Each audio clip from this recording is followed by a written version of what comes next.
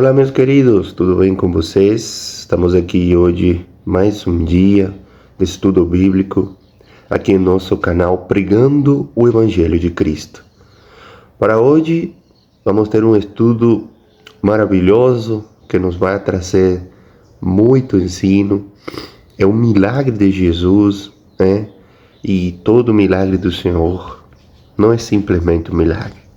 Ele nos traz muitas coisas para nós aprender e para nós pôr em prática, porque a palavra de Deus ela tem que ser ouvida, ela tem que ser meditada e a gente tem que pôr ela em prática, porque a fé sem obras é fé morta, meus queridos? Então, vamos hoje mais um dia a nos nutrir da palavra do Senhor. Para aqueles que não me conhecem, meu nome é João, sou formado em Teologia pelo Instituto Mundo Bíblico e estou muito feliz de todo domingo estar aqui, entrando no teu lar, entrando na tua intimidade, para te trazer o mais importante na sua vida, que é a Palavra de Deus. Eu peço, inscreve-te no canal, curte, compartilhe este vídeo em todo lugar. E manda, porque a palavra de Deus não retorna vazia. Ela sempre faz o seu efeito no coração daqueles que estão dispostos a aceitar ao Senhor Jesus como o único e suficiente Senhor e Salvador da sua vida. Tá bom? Hoje vamos estudar uma passagem que encontra-se nos 3 evangelhos sinóticos. No Evangelho de Mateus, capítulo 17, nos versículos entre 14 e 23, no Evangelho escrito por Lucas, capítulo 9, entre os versículos 37 e 45, e o Evangelho que hoje vamos estudar, o Evangelho escrito por Marcos, no capítulo 9, entre os versículos 14 e 32. Vamos abrir as nossas Bíblias nesse último, e a palavra de Deus diz assim: Quando chegaram onde estavam os outros discípulos, viram uma grande multidão ao redor deles e os mestres da lei discutindo com eles. Logo que todo o povo viu Jesus, ficou muito surpreso e correu para saudá-lo. Perguntou Jesus: O que vocês estão discutindo? Um homem, no meio da multidão, respondeu: Mestre, eu te trouxe o meu filho, que está com um espírito que o impede de falar. Onde quer que o apanhe, joga-o no chão. Ele espuma pela boca, range os dentes e fica rígido. Pedi aos teus discípulos que expulsassem o espírito, mas eles não conseguiram. Respondeu Jesus: Ó geração incrédula, até quando estarei com vocês? Até quando terei que suportá-los? Traga-me o menino. Então, eles o trouxeram. Quando o espírito viu Jesus, imediatamente causou uma convulsão no menino. Este caiu no chão e começou a rolar, espumando pela boca. Jesus perguntou ao pai do menino: Há quanto tempo ele está assim? Desde a infância, o pai respondeu o pai. Muitas vezes o tem lançado no fogo e na água para matá-lo. Mas, se podes fazer alguma coisa, olha o que o homem falou. Se podes fazer alguma coisa, tem compaixão de nós e ajuda-nos. Se podes, disse Jesus, tudo é possível àquele que crê. Imediatamente, o pai do menino exclamou: Creio, ajuda-me a vencer a minha incredulidade. Quando Jesus viu que uma multidão estava se ajuntando, repreendeu o espírito imundo, dizendo: Espírito mudo e surdo, eu ordeno que o deixe e nunca mais entre nele. O espírito gritou, agitou violentamente e saiu. O menino ficou como morto, ao ponto de muitos dizerem, ele morreu. Mas Jesus tomou-o pela mão e o levantou, e ele ficou em pé. Glória a Deus. Depois de Jesus ter entrado em casa, seus discípulos lhe perguntaram, em particular, por que não conseguimos expulsá-lo? Ele respondeu, essa espécie só sai pela oração e pelo jejum. Ele respondeu, porque a fé que vocês têm é pequena. Eu lhes asseguro que se vocês tiverem fé do tamanho de um grão de mostarda, poderão dizer a este monte, vai daqui para lá, e ele irá. Nada lhe será impossível. Glória a Deus. Eles saíram daquele lugar e atravessaram a Galileia. Jesus não queria que ninguém soubesse onde eles estavam, porque estava ensinando seus discípulos. E lhes dizia, o Filho do Homem está para ser entregue nas mãos dos homens. Eles o matarão, e 3 dias depois ele ressuscitará. Mas eles não entendiam o que ele queria dizer e tinham receio de perguntar-lhe. Glória a Deus, meus queridos. Então, agora chegou o momento de analisar passo por passo desta passagem.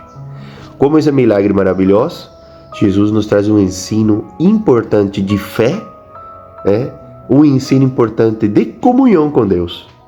Tá bom? Então, a passagem relata um pai perturbado trouxe seu filho, surdo, mudo, possuído por um espírito imundo, para que os discípulos o curassem, Mas eles não conseguiram expulsar o demônio. Vamos lembrar que Jesus havia ido com Tiago, João e Pedro até o Monte Hermon. Lá aconteceu a transfiguração, todos estudamos já essa passagem, e ficaram então 9 discípulos ficaram sozinhos. Nesse período de tempo em que Jesus e os 3 apóstolos estavam ausentes, um pai trouxe o seu filho que estava mudo, surdo, estava tendo episódios convulsivos e ele tinha certeza de que a criança estava sendo possuída por um demônio, um espírito maligno. E os discípulos não conseguiram expulsar essa entidade. Bom, Jesus dera-lhes poder para isso. Lembra quando Jesus os enviou aos 12 as ovelhas perdidas de Israel e dividiu eles por duplas e todos foram cidade em cidade? Eles expulsaram demônios. Eles voltaram e falaram para Jesus todos os milagres que eles operaram em nome de Jesus. Mas agora eles falharam nessa missão. Claro que os líderes religiosos estavam amando discutir com os discípulos a fim de tentar desacreditá-los diante do povo. Então, o que os líderes religiosos não haviam conseguido com Jesus, agora estavam aproveitando que o Senhor estava ausente para zombar dos discípulos que não conseguiam expulsar o demônio. Olha como a mente humana gosta da zombaria e do escárnio. Em vez de eles estar se preocupando pela criança e eles tentarem, como líderes espirituais do povo, de expulsar e libertar essa criança, porque eles também tinham conhecimento da palavra de Deus. Não. queriam desacreditar aos discípulos de Jesus só porque eram discípulos de Jesus. Então, meu querido irmão e minha querida irmã, só por você ser discípulo do Mestre, você vai ser às vezes zombado, escarnizado e criticado, tá bom? Aconteceu com os discípulos, vai acontecer com você. Pelos sintomas que o pai do jovem descreveu, nos lembra de um ataque epiléptico. Nem todo ataque epiléptico tem a ver com possessão demoníaca, mas neste caso, o rapaz estava mesmo possuído por um demônio muito poderoso. Possessão demoníaca é a ação de demônios, são seres espirituais, anjos caídos, comandados por Satanás e absolutamente malévolos, né?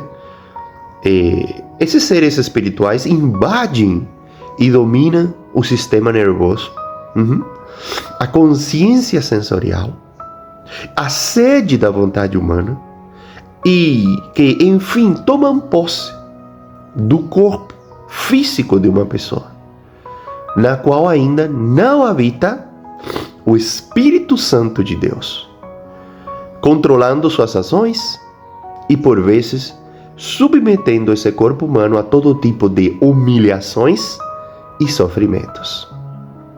Já vimos outras passagens de libertação. Nesta em particular, Jesus nos tem muito a ensinar. As pessoas estavam vendo os milagres de Jesus como maravilhas e oportunidades de se livrarem de situações incuráveis ou insolúveis, mas não conseguiam ver nos prodígios das palavras e das realizações de Jesus os sinais da presença de Deus na terra entre seu povo. Então, as pessoas, elas só estavam preocupadas por resolver seu problema.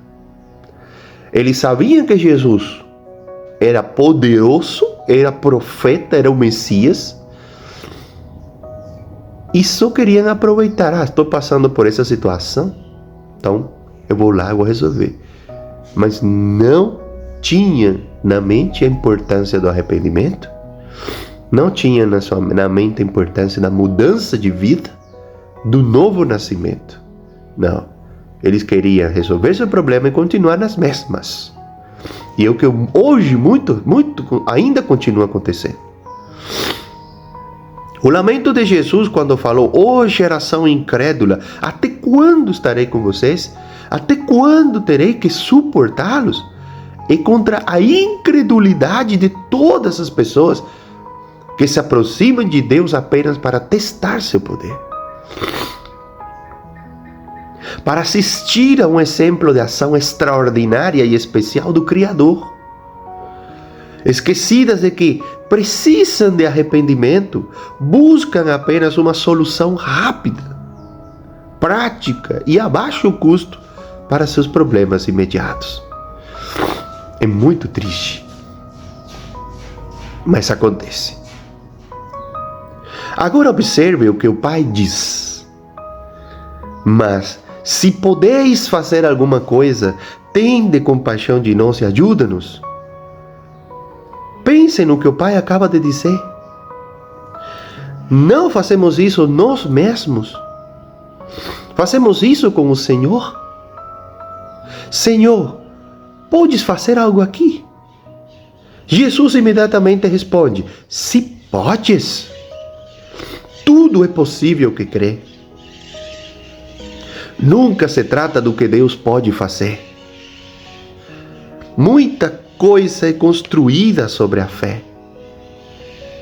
Muita coisa depende da nossa confiança em Deus. Tudo é possível ao que crê.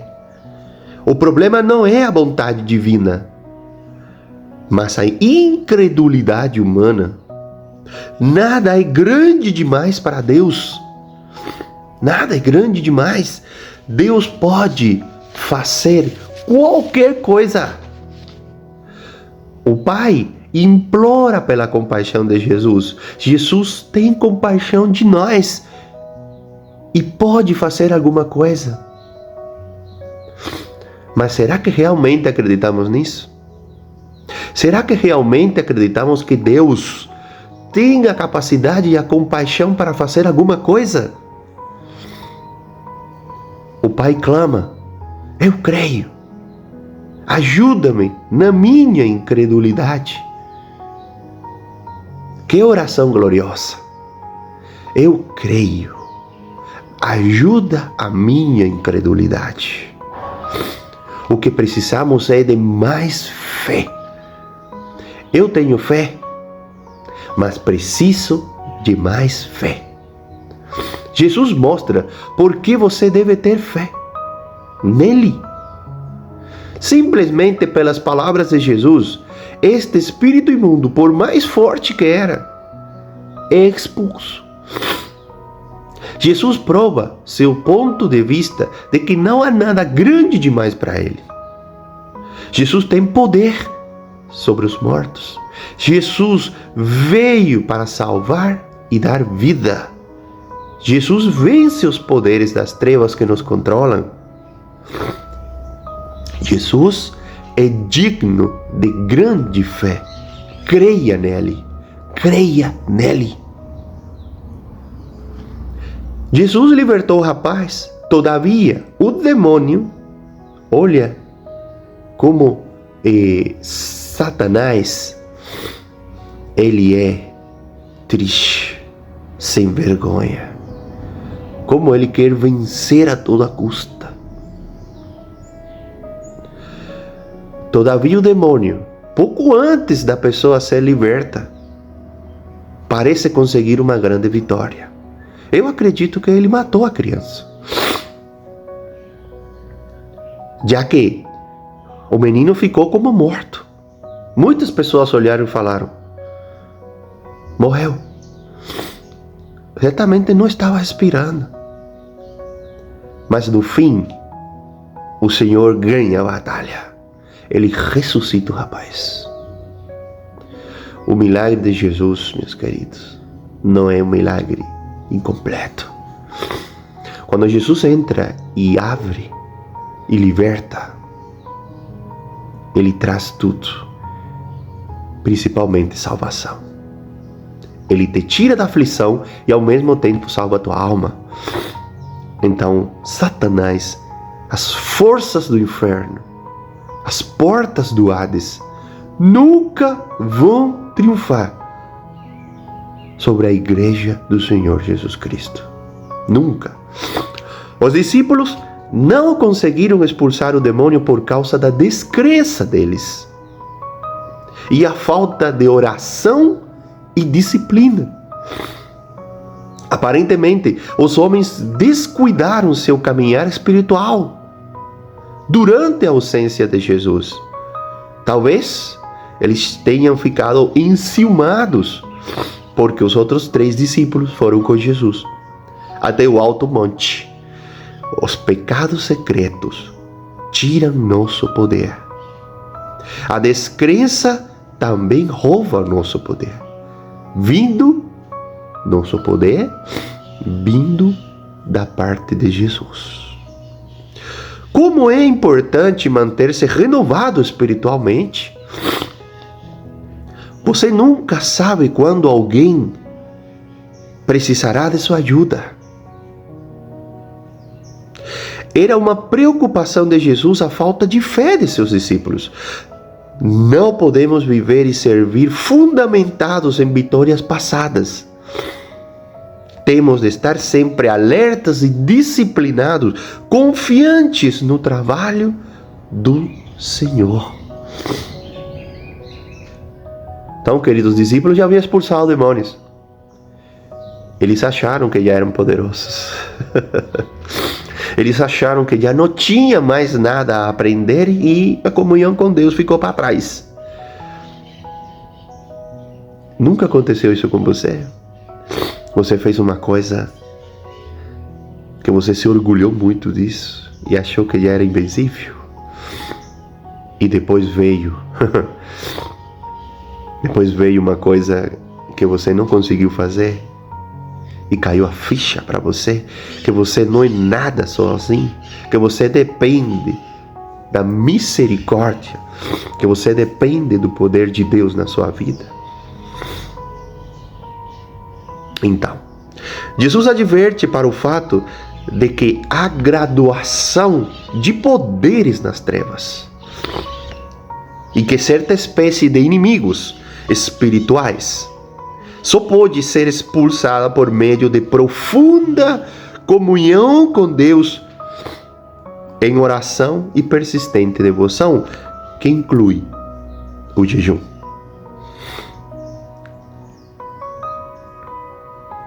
Quando Jesus fala que certa espécie só é expulsa por meio de oração e jejum, ele quer dizer por meio de uma constante comunhão com Deus.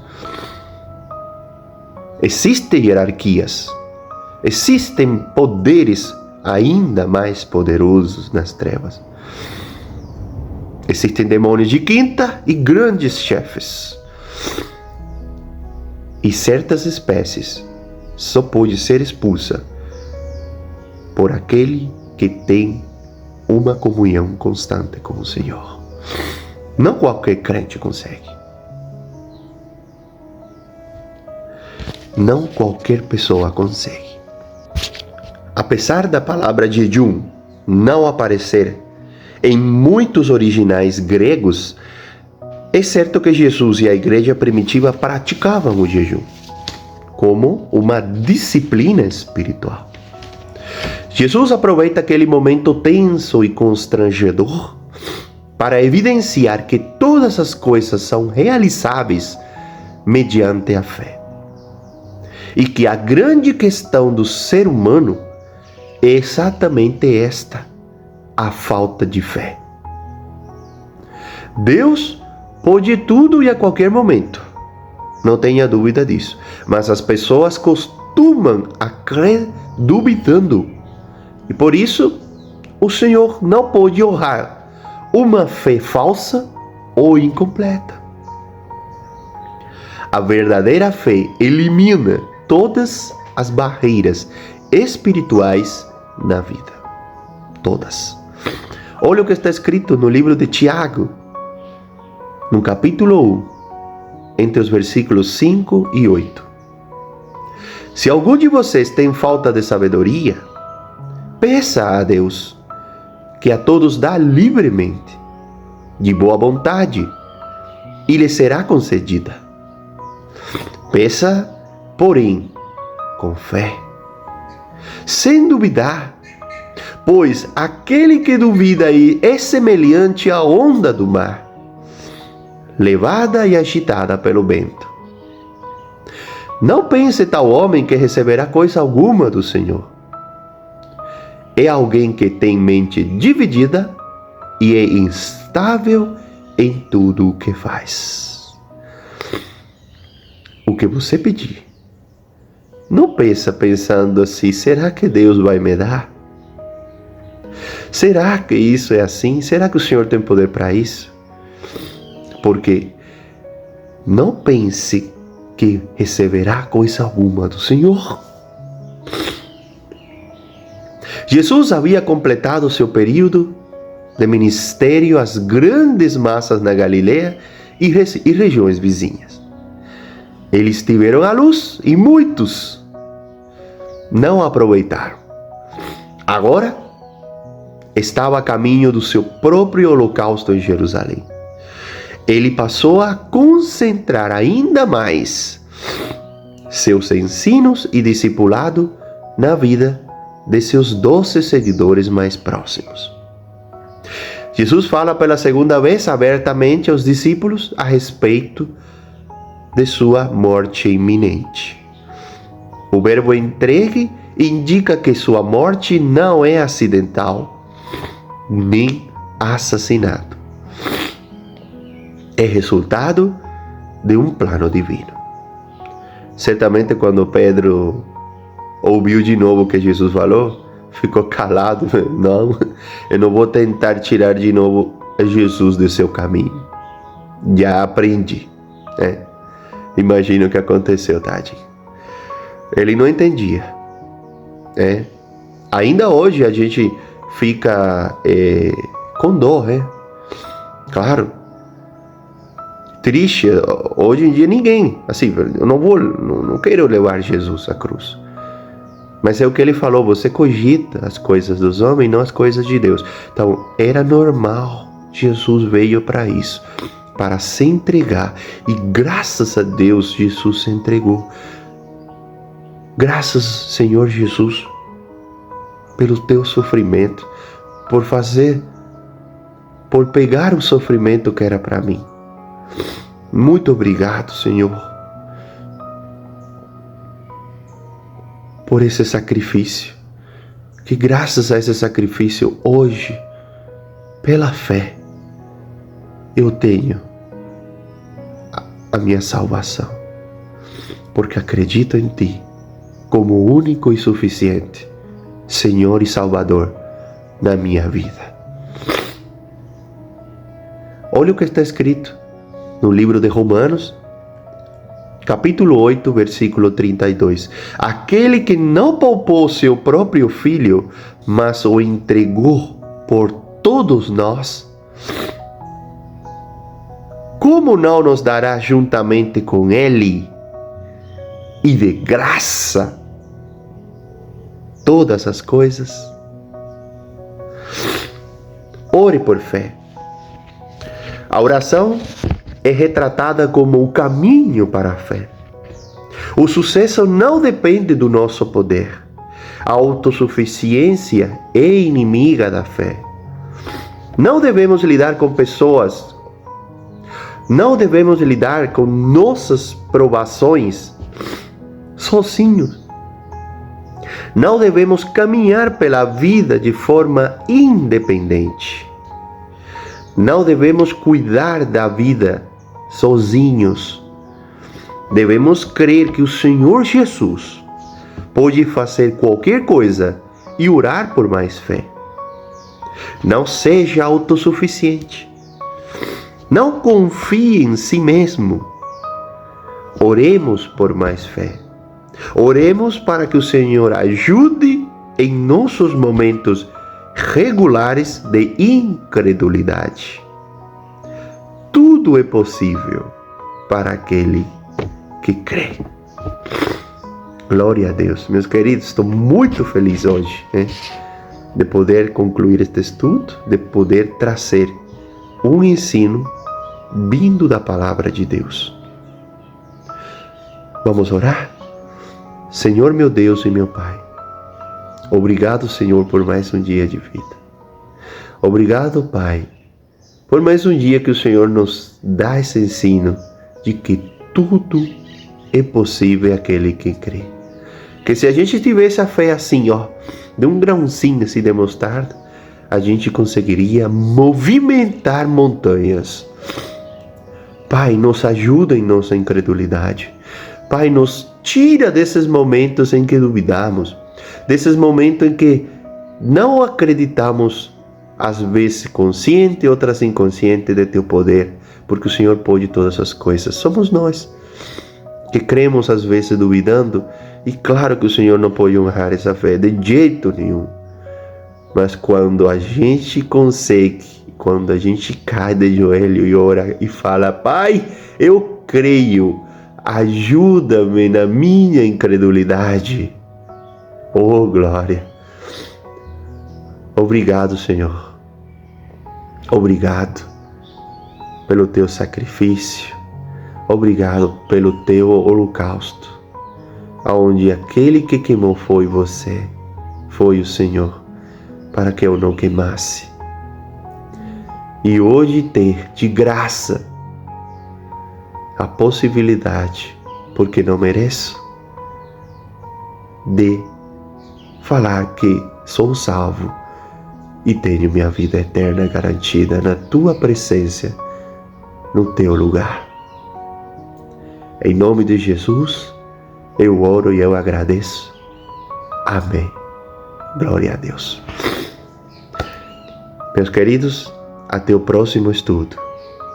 Que a paz do Senhor seja com vocês e a sua família.